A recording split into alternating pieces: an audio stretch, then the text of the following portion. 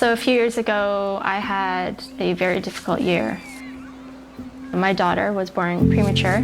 We almost lost her, and she spent time in the NICU. After that, I was sexually assaulted. My marriage ended, and we went to live in the shelter system for 6 weeks until we could find a safe place to live.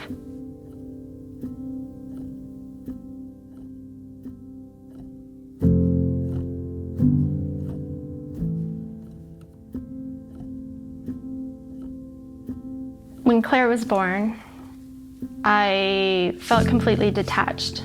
I held her for maybe 10 seconds and they took her, and I didn't get to hold her again until after she had been put on life support.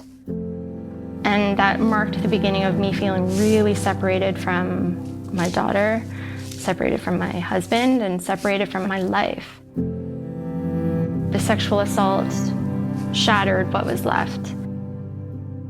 I felt not only disconnected from life, but now disconnected from my body.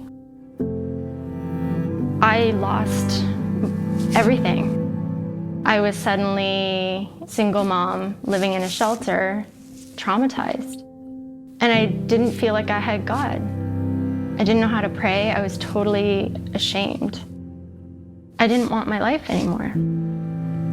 There was one night I got on my knees in my kitchen and I said to God, I don't want this life anymore. I don't want to wake up tomorrow morning. And I felt his presence there. Like I knew in that moment that I wasn't alone because the thoughts I were having were starting to shift. It was shifting from, I don't want to live my life to, I want to live for something more. I want to live for you.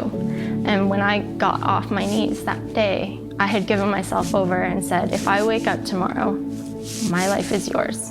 I don't know what to do. I am alone, but I've got 2 hands and 2 feet and I've got a voice. And so I want you to use me. And it was that Sunday that I came to church.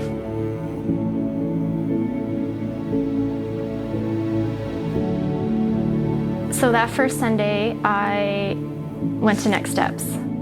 I was very much in a place to just start saying yes. So when I was invited to Connect groups, yes. When I was invited to leadership retreat, yes.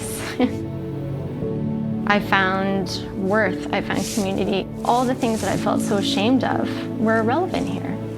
They were irrelevant in the presence of God. One thing I love about this church is that we do outreach through Love Toronto, and just recently we did Love Week. Coming from a background where I did spend time in a shelter, what they're experiencing is traumatic.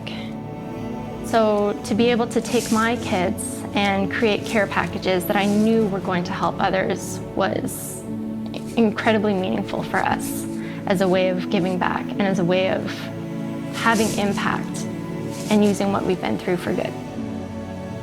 God has clearly shown me now that what I thought was a mess is actually going to be my ministry. And I'm really cool with that.